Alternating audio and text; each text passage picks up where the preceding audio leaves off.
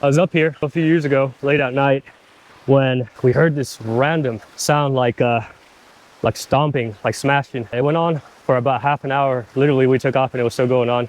It was coming from the inside of the mountains, and I didn't know what to think of it. So a few years later, I'm reading this book about the history of the San Gabriels, and there's a sentence that stood out to me. It said, back in the 19th century, the mountains were filled with the sound of stamp mills. If you don't know what a stamp mill is, it's a giant machine that they used to crush ore during the gold mining days. And immediately I remembered the sound of it was coming from the inside of the mountains. And I'm pretty sure someone was doing some gold mining up here illegally, because you can still pan for gold and you can use a sluice box, but you can't use machinery. So maybe I'm going bonkers here. I think someone was crushing ore up here in the mountains.